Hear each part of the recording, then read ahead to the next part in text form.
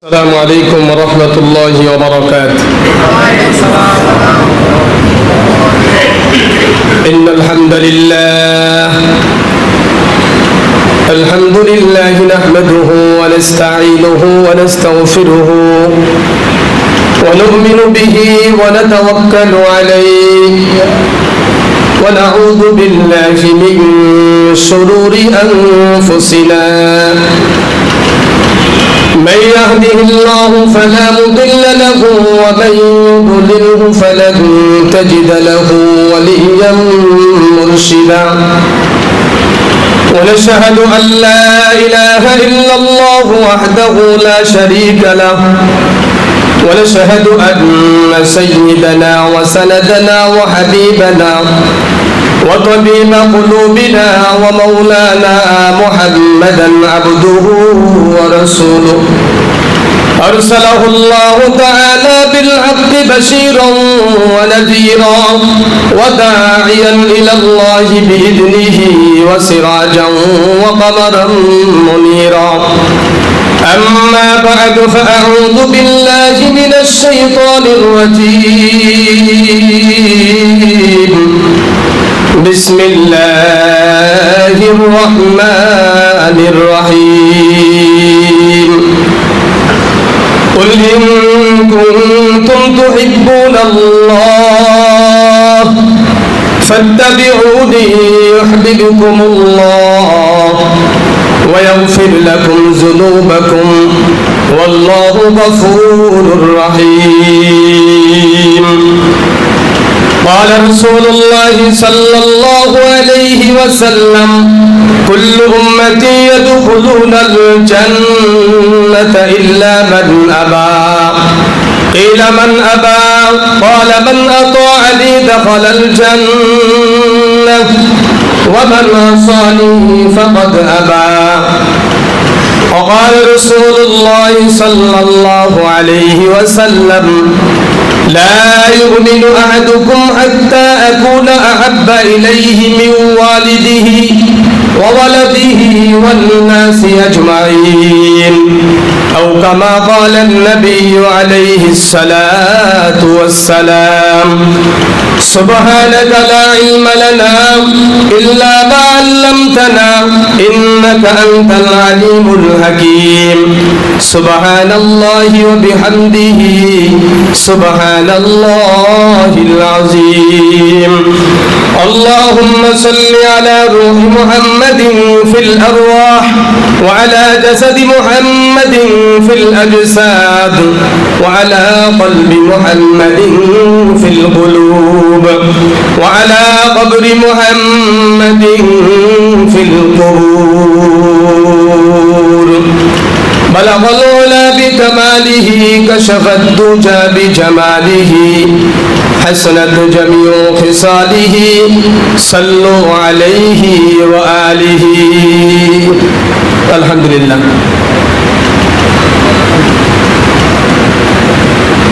সিরাতুন নবী সাল্লাল্লাহু আলাইহি ওয়াসাল্লাম মাহফিল বাংলাদেশ মুসলিম ঐক্য পরিষদের উদ্যোগে আজকে পবিত্র জুমার দিন। এখন যে সময়টা চলতেছে সময়টা খুবই গুরুত্বপূর্ণ। হাদিসের ভিতরে আসছে জুমার দিনে বান্দার একটা দোয়া কবুল হয়। মুফাসসিরিনরা যত বর্ণনা করেছেন সব বর্ণনার বেশিরভাগ বর্ণনা মাগরিবের আগ মুহূর্তের সময়টা। এই সময় বান্দা আল্লাহর কাছে যেই দোয়া করে ওই দোয়াটা কবুল হয়। তো সেই গুরুত্বপূর্ণ একটা সময় আর গুরুত্বপূর্ণ বিষয় সিরাতুন নবী সাল্লাল্লাহু আলাইহি ওয়াসাল্লাম। সিরাত ছাড়া কোনো কিছু হয় না। আমার আগেই মাওলানা সাখাওয়াত সাহেব খুবই গুরুত্বপূর্ণ আলোচনা করেছেন। আমাদের এই ব্যানারে যে কয়েকজন উলামায়ে কেরামের নাম দেখছেন এরা প্রত্যেকেই বড় বড় আলেম এবং ওয়াইজ। এক একটা মসজিদের খতিব। সবাই রাসূল সাল্লাল্লাহু আলাইহি সাল্লামের সিরাত সম্পর্কে আলোচনা করলে সারা রাত আপনারা শুনতে পারবেন। তবে কমিটির পক্ষ থেকে যে সিদ্ধান্ত, ওই সিদ্ধান্তের পরে আমাদেরকে সময় দেওয়া হয়েছে। সময়টা খুবই গুরুত্বপূর্ণ একটা সময়, আর আলোচনার বিষয়বস্তু গুরুত্বপূর্ণ। যে নবীকে আল্লাহ তাআলা সৃষ্টি না করলে কিছুই সৃষ্টি করতেন না। আদম আলাইহিস সালামকে আল্লাহ তাআলা বানাইলেন, সৃষ্টি করার পরে পুরো কমপ্লিট। তা যখন কমপ্লিট হয়েছে, এই খবরটা ফেরেশতাদের সর্দার, ওই সময় নাম ছিল আজাজিল, এখন হয়েছে মাউদুদ শয়তান, তার কাছে যেন খবর গেল যে আল্লাহ তাআলা ইন্নী জাইলুম ফিল আরদি খলিফা, এই খলিফা বানানো হয়ে গেছে। তা মাথার ভিতরে একটা চক্কর দিল, আমার যে মান, আমার যে মর্যাদা, আমি যে নেতা, এই নেতাগিরি গুলো থাকবে না। যেহেতু খলিফা হয়ে গেছে, তখন আমার নেতাগিরি আর থাকবে না। এই জন্য তার দলবল নিয়ে আদমকে দেখার জন্য, পরিদর্শন করার জন্য গেলেন। হিন্দুরা মূর্তি বানায়, দেখছেন তো আপনারা, পিছনে কিন্তু একটা ছিদ্র থাকে। তা যখন আদমকে আল্লাহ বানাইলেন, এখনো রূহ দেয় নাই, আদম তো মূর্তির মতনই।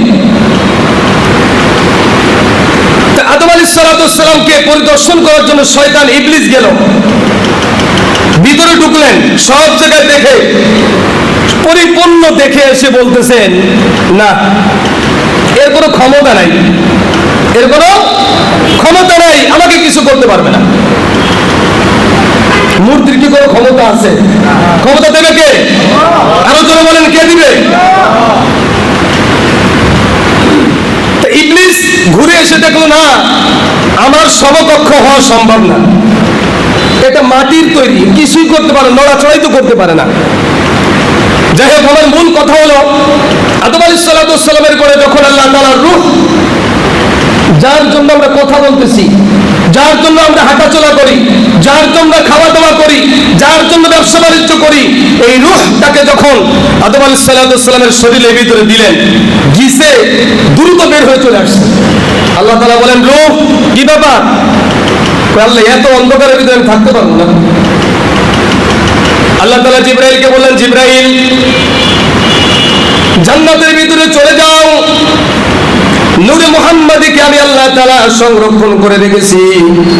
ওখান থেকে নূরে মুহাম্মাদী আনার পরে আদম আলাইহিস সালাম মূর্তি, আদম আলাইহিস সালামের মূর্তির ভিতরে যখন নূরে মুহাম্মাদীকে একটা চক্কর লাগাই দিলেন, নূরে মুহাম্মাদীকে হযরত জিবরাইল আলাইহিস সালাম তার স্থানে রেখে দিলেন। এবার রূহকে ডাকতে বলে, রূহের ভিতরে ঢুকো। রূহ যখন ভিতরে প্রবেশ করেছে, আর বের হতে চাই না, আল্লাহ তাআলা রূহকে ডাকতে বলে, রূহ রে, কিছুক্ষণ পূর্বে তোমাকে ঢুকানো হয়েছিল, ঢোকার সাথে সাথে তুমি বের হয়ে চলে আসছিলে, আবার তোমাকে ঢুকানো হলো, এখন কেন আসতে চাও না? রূহ ডাক দিয়ে বলল, রব্বুল আলামিন, আমার সাথী আমি পেয়ে গেছি, আমি এখান থেকে আর বের হব না। হযরত আদম আলাইহিস সালামের ভিতরে রূহটাকে দেওয়ার পরে, যখন নূরে মুহাম্মাদীকে দেওয়ার পরে, রূহটাকে রাখার পরে, রূহ কিন্তু আর ওখান থেকে বের হয় নাই। এটাই হলো আমার নবীর শান, এটাই হলো আমার নবীর মর্যাদা।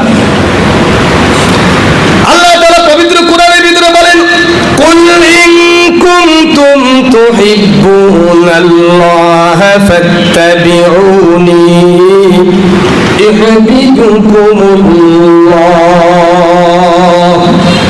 হে নবী, সমস্ত উম্মতদেরকে, পৃথিবীর ভিতরে যত উম্মত আসবে, সমস্ত আমার উম্মতদেরকে, বান্দা বান্দীদেরকে আপনি জানিয়ে দিন, বল ইন কুনতুম তুহিব্বুনাল্লাহ, যদি কোনো ব্যক্তি আমি আল্লাহ তাআলার ভালোবাসা পেতে চাই, কোনো ব্যক্তি যদি আমি আল্লাহ তাআলাকে ভালোবাসতে চাই,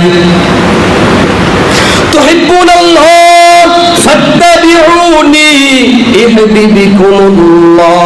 শর্ত দিয়েছেন একটা, আল্লাহর ভালোবাসা যদি পাইতে চাও, আল্লাহকে যদি ভালোবাসতে চাও, তুমি যদি চাও আল্লাহ তোমাকে ভালোবাসে, এই কথাটা যদি তুমি চাও, তাহলে ফাত্তাবিউনি, তাহলে সে যেন আমি মুহাম্মদ রাসূলুল্লাহ সাল্লাল্লাহু আলাইহি ওয়াসাল্লামকে মহব্বত করে।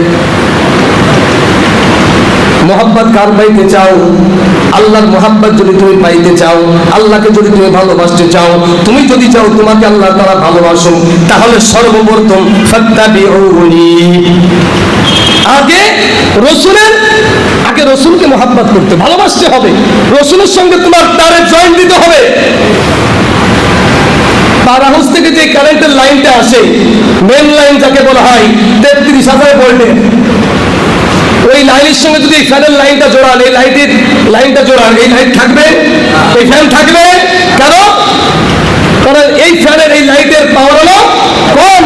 তুমি যে এনার্জি বাল্ব লাগাইছো ওর 25 পাওয়ার, আর হলো 33,000 ভোল্টের পাওয়ার। ওখানে সরাসরি লাগাইলে তুমিও জ্বলবে, তোমার লাইট তার সব চলে যাবে।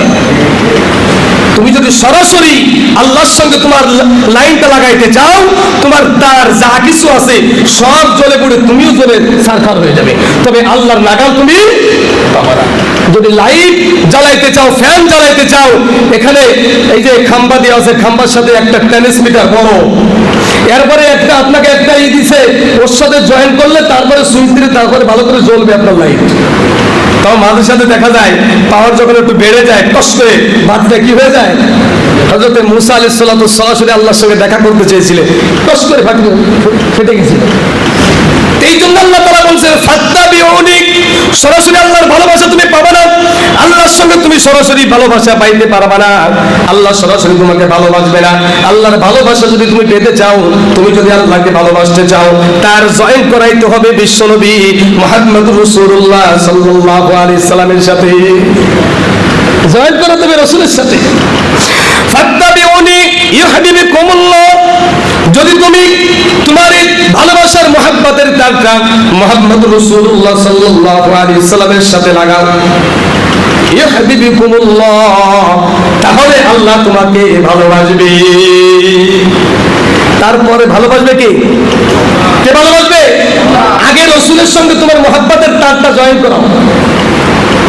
ইউহিব্বুকুমুল্লাহ, যদি তোমরা আল্লাহ রাসূলের সঙ্গে মোহাব্বত করো, আল্লাহ রাসূলকে মোহাব্বত করো, ওয়াগফির লাকুম, আল্লাহ তাআলা ঘোষণা করলেন আমি আল্লাহ তাআলা তোমাদেরকে মাফ করে দেব যুনুবাকুম, তোমার জিন্দেগীর যত গুনাহ আছে,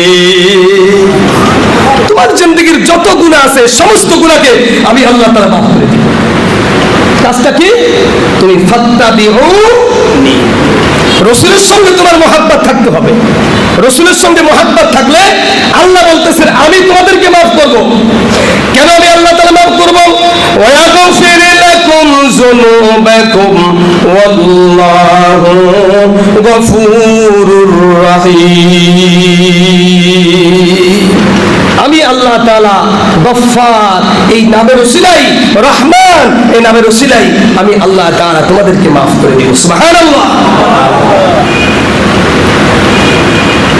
হলো রাসূলের ভালোবাসা। রাসূলের ভালোবাসা যদি আপনি পাইতে চান, এটা সিরাতুন নবী মাহফিল, রাসূলের জিন্দেগি নিয়ে আলোচনা। সাহাবায়ে কিরামের সাথে রাসূলের কিরকম মহব্বত ছিল, কিরকম ভালোবাসা ছিল আমরা শুনেছি, অনেক জানি।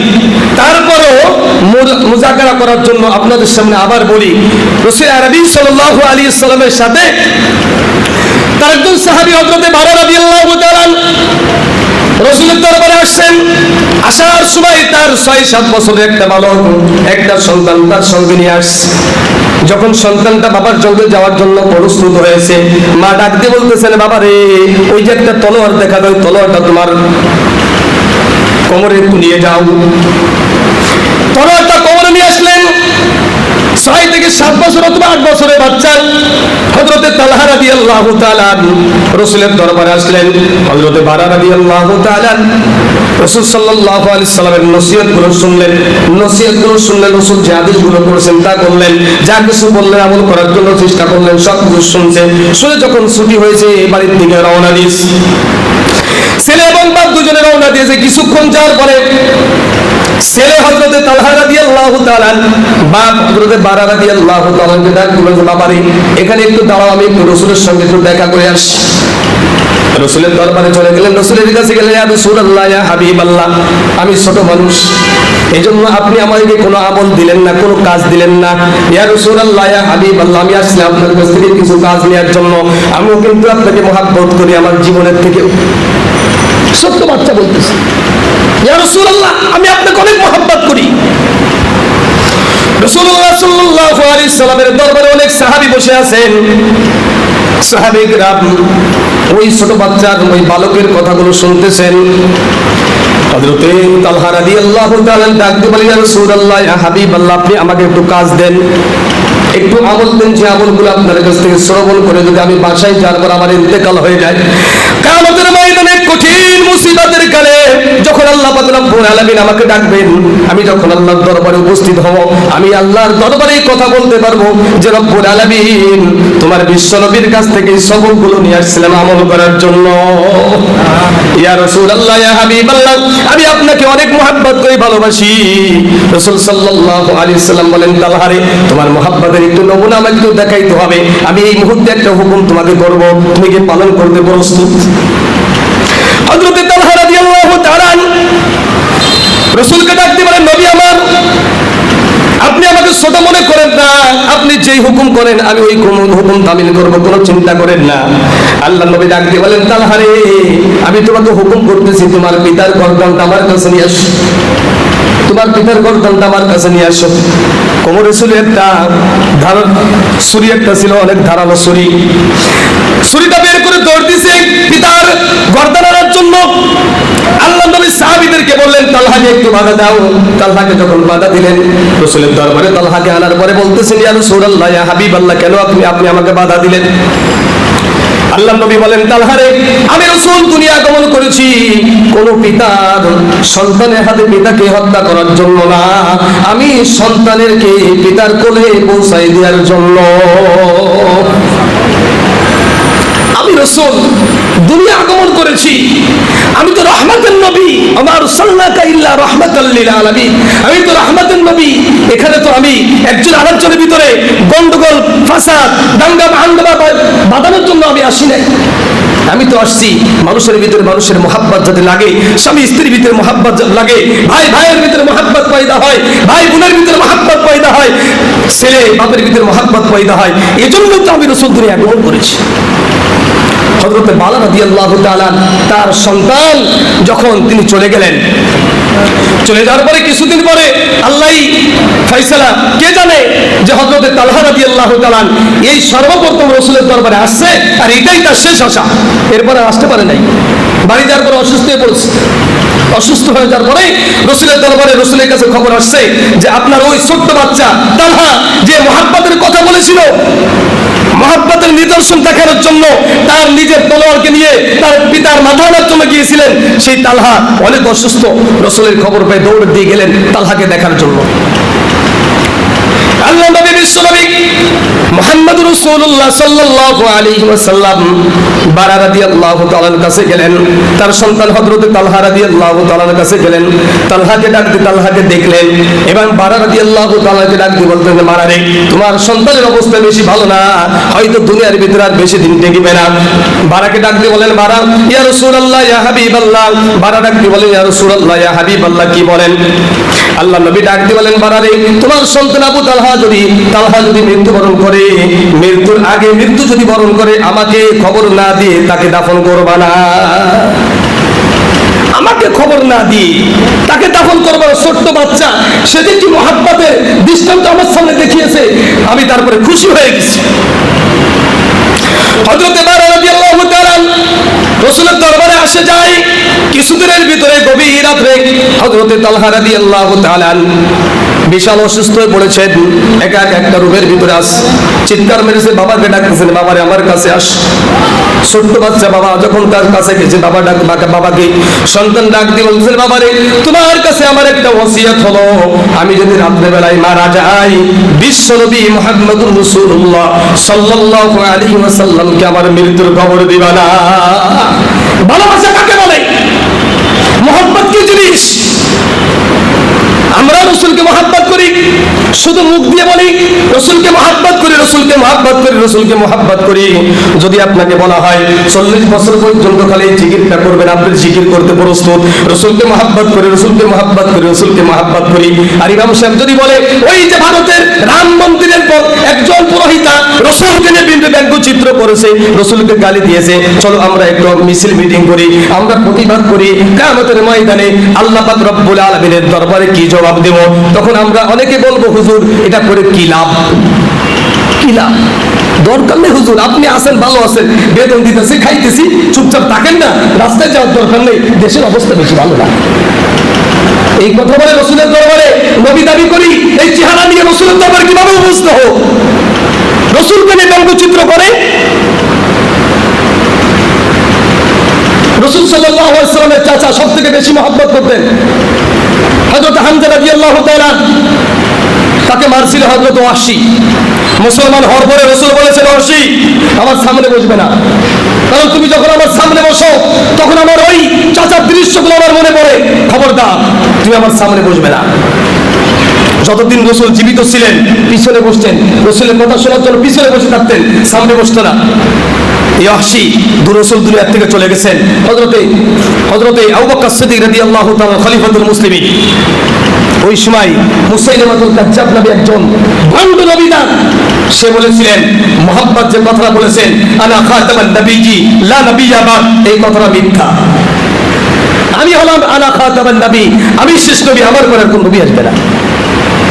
এই কথা বলার পরে এই ওয়াহশী মনে মনে চিন্তা করছেন, খারাপ কাজ তো করেছি, জিন্দেগি পার করেছি খারাপ কাজে, একটা ভালো কাজ করব।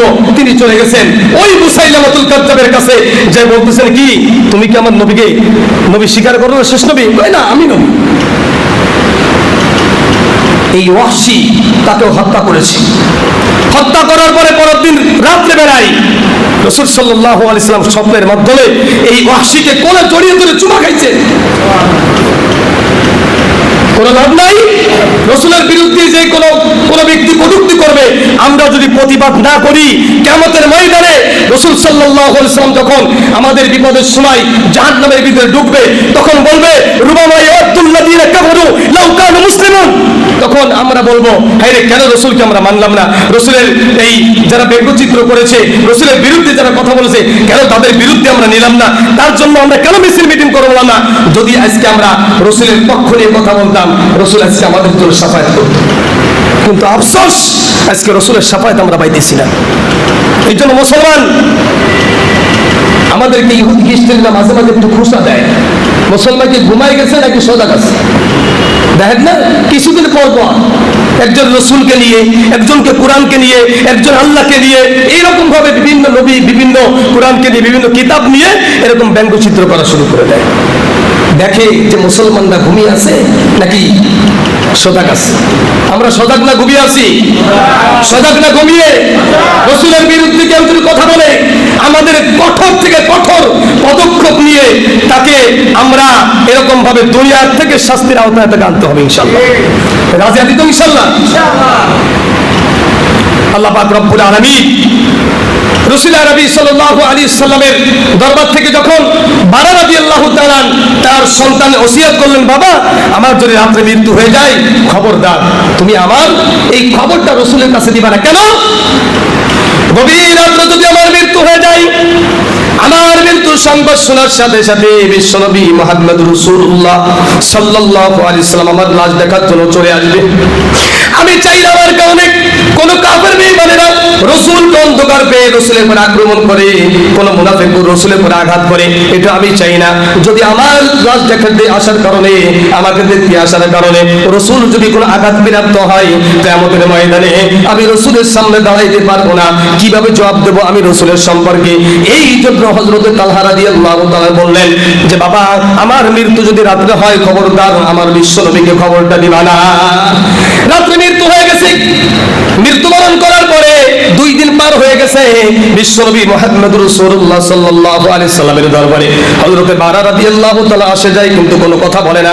একজন সাহাবী খবর দিলেন, রাসূলুল্লাহ ইয়া হাবিবাল্লাহ, অমুক দিন আপনার কাছে একটা বাচ্চা আসছিলেন, যেই বাচ্চা মুহাব্বতের একটা নিদর্শন আপনার সামনে দেখাইছিলেন।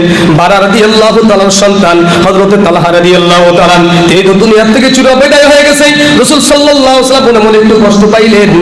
বারাকে জিজ্ঞাসা করলেন, তোমার সন্তান নাকি দুনিয়া থেকে চলে গেছে? হ্যাঁ। আমাকে কেমন খবর দিলে না কেন? হযরত বারা রাদিয়াল্লাহু তাআলা বললেন, ইয়া রাসূলুল্লাহ ইয়া হাবিবাল্লাহ, আমার সন্তান আমাকে ওসিয়াত করেছে যে আমি চাই না আমার কারণে কোনো কাফের বেঈমানেরা রাসূলকে আঘাত করে, আর আমার কারণে যদি রাসূল আঘাতপ্রাপ্ত হয় কিয়ামতের ময়দানে আমি রাসূলের সামনে মুখ দেখাইতে পারবো না। এজন্য রাসূল সাল্লাল্লাহু আলাইহি সাল্লামের মহব্বত আমাদের অন্তরের ভিতরে থাকতে হবে। সিরাত নিয়ে বাঁচতে হবে। মিলাদ দরকার নাই, মিলাদ দরকার নাই। আপনার যদি অরিজিনাল আপনি নিজে না থাকেন, আপনার ছায়া থাকবে। ছায়াটা হলো কি, মানে মেসাল স্বরূপ বলি, ছায়াটা হলো মিলাদ, আর রাসূলের পুরো জিন্দেগিটা হলো সিরাত। হযরত আয়েশাকে জিজ্ঞাসা করা হয়েছিল, রাসূলের সিরাত সম্পর্কে জিজ্ঞাসা করেছিলেন। আয়েশা রাদিয়াল্লাহু তাআলা বলেন, তোমরা কি কোরআন পড়ো না? কোরআন আলিফ লাম মিম থেকে নিয়ে মিনাল জিন্নাতি ওয়ান নাস পর্যন্ত পুরো কোরআনটা হলো রাসূলের সিরাত। আল্লাহ পাক রব্বুল আলামিন আমাকে আপনাকে রাসূলের সিরাত নিয়ে, রাসূলের মুহাব্বত নিয়ে উম্মত হিসেবে আমাদেরকে আল্লাহ তাআলা দুনিয়া থেকে যাওয়ার তৌফিক দান করেন। ওয়া মা তৌফিকি ইল্লা বিল্লাহ। আসসালামু আলাইকুম ওয়া রাহমাতুল্লাহি ওয়া